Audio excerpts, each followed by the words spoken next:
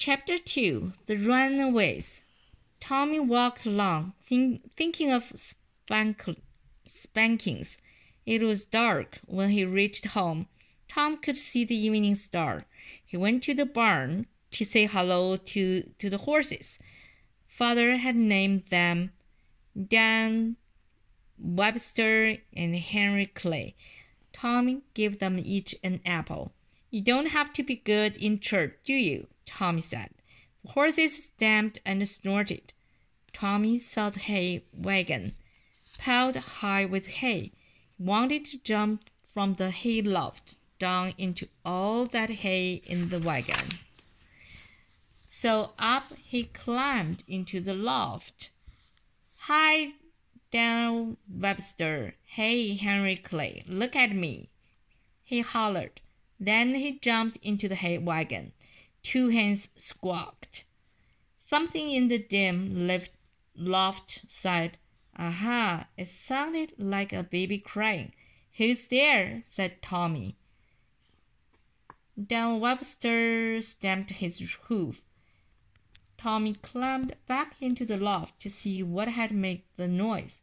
Who's there? Tommy hollered. Stop right there, said a deep voice. You won't take us alive. A black man stood up, covered with hay. He had an axe in his hand.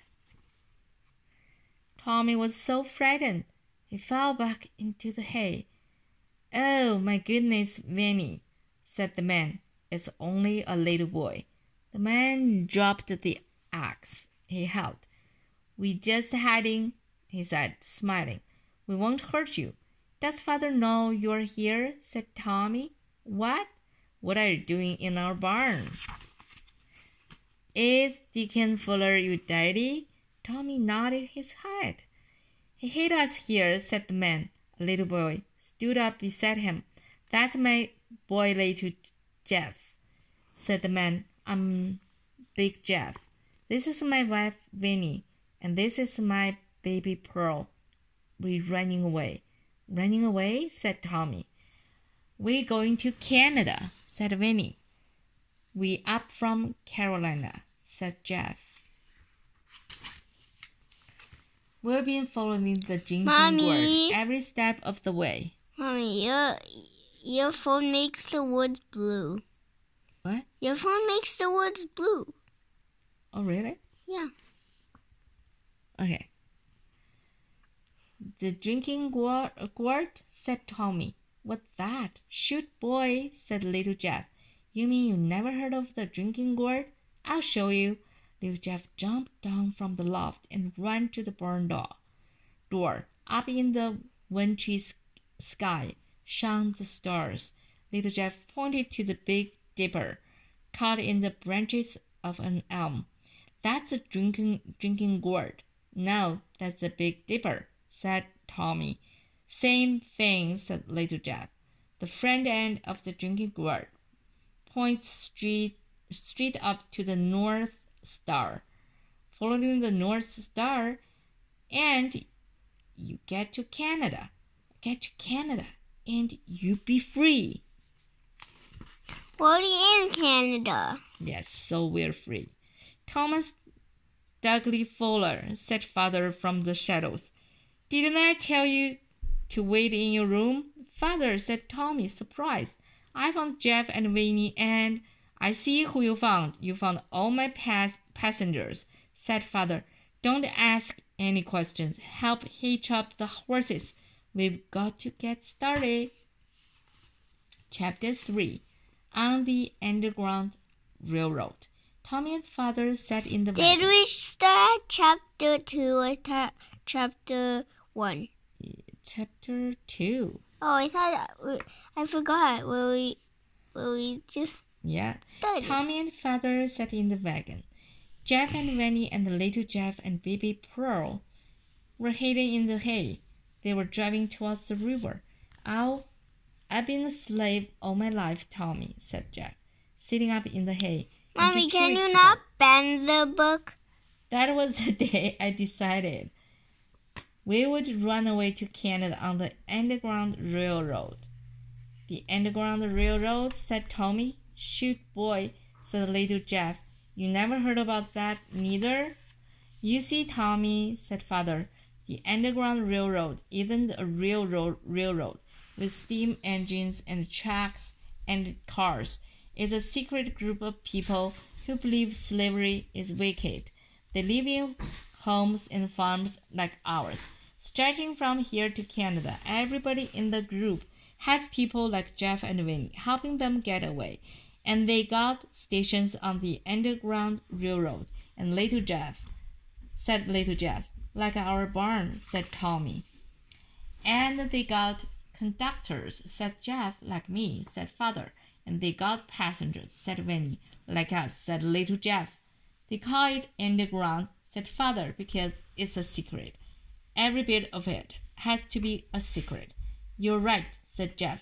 With valuable property.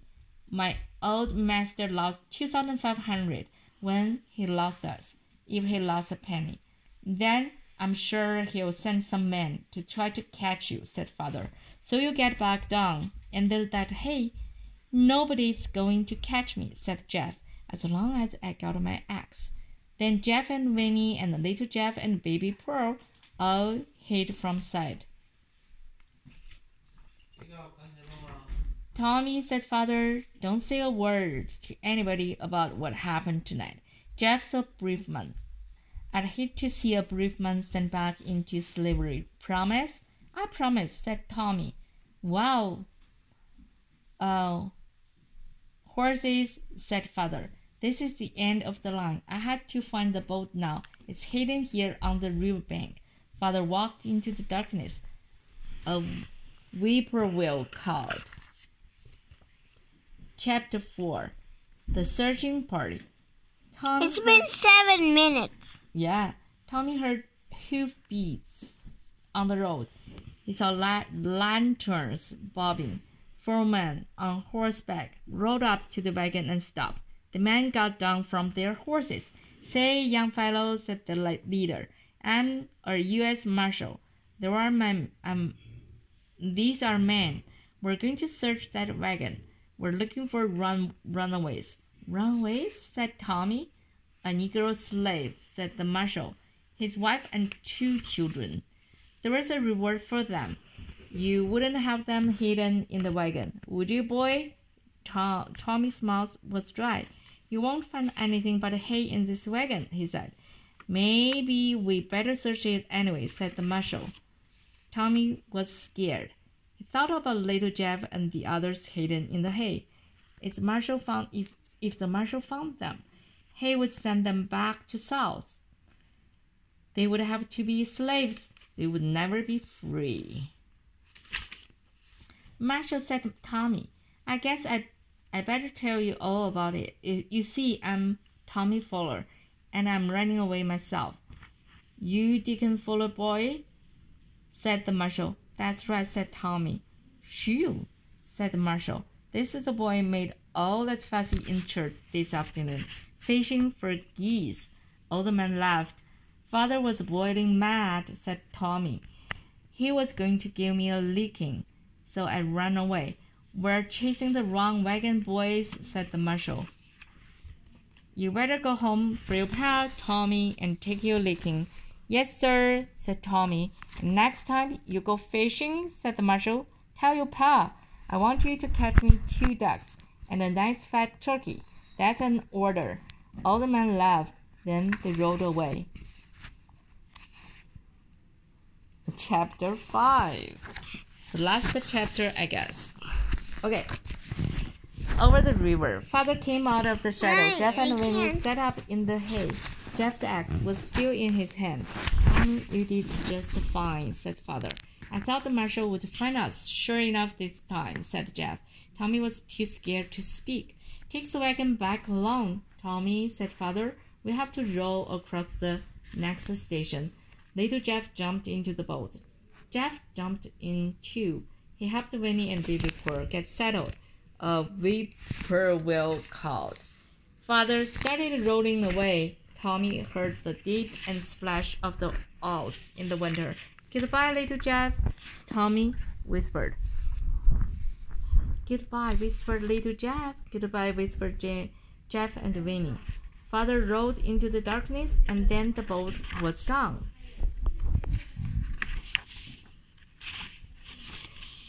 Chapter 6. The Lawbreakers. It was late when Tommy got home. Everyone was asleep but Mother. He gave Tommy some supper. Is Father all right? Said Mother. Tommy told her what had happened. Then she sent him up to bed. But Tommy stayed awake, waiting for Father to come home. He heard the front door slam. The father came up to his room. Tommy, said Father, I believe in obeying the law, but you and I broke the law tonight. The law says we were wrong to help Jeff and Winnie get away. I know, Father, said Tommy, but can't you change the law? I've been trying, said Father. We've been trying for years and years. Someday it will be changed. But right now, the law says Jeff and Winnie are another man's property. Property same as a horse or a cow. Property worth $2,500. But Jeff and Winnie are people, said Tommy. Yes, said Father. That's why I can't obey that law. That's why I hate it. It's wrong. Then he kissed his son goodnight and closed the door. Tommy lay in bed, thinking about little Jeff and others. If they just get to Canada, he whispered, they can be free. Out of his window, he could see the bright North Star, and pointing up to it in the dark night sky, sparkled the drinking gourd. Yeah. Mommy, can you see